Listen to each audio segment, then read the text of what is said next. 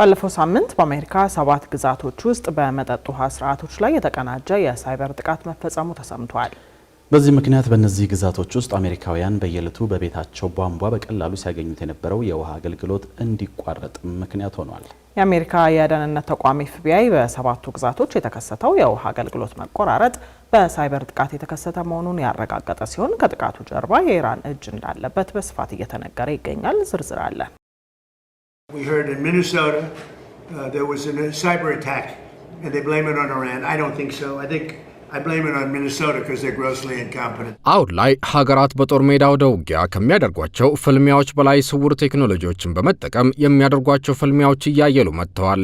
ለአብነት ሩሲያና ዩክሬን ከመደበኛው ጦርነት ወጣ ብለው በድሮንና በኤሌክትሮኒክ ማግኔቲክ ፍልሚያ ውስጥ መግባታቸው በየዕለቱ የምንመለከተው ሀቅ ሆኗል። 5ኛ ወሩን ባስቆጠረው የኢራን አሜሪካ ጦርነትም እየተመለከትን ያለነው መሰሉን ፍልሚያ ሲሆን ይህ ጦርነት የአዳዲስ የጦር መሳሪያዎች መሞከሪያ አውደ ውጊያ ስለመሆኑም ይነገራል።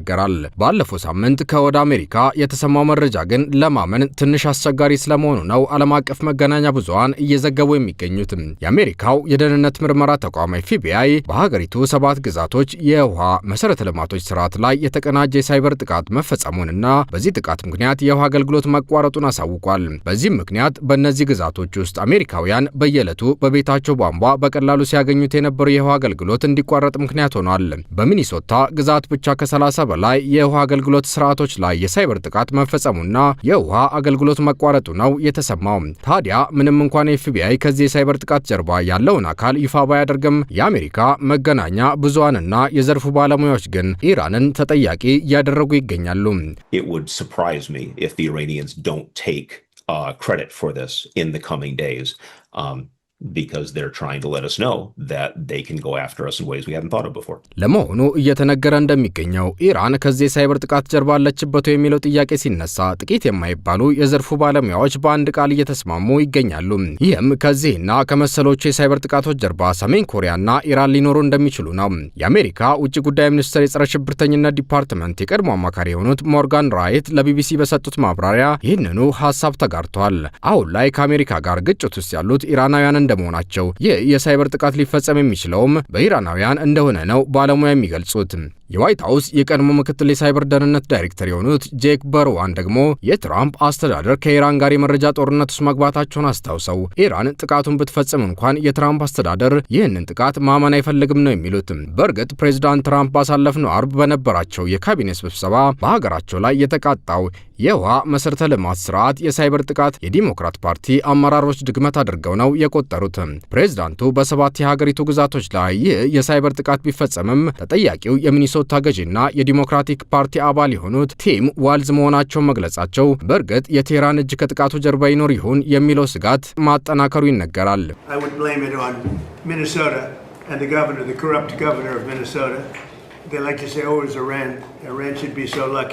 Iran's got bigger problems than worrying about Minnesota.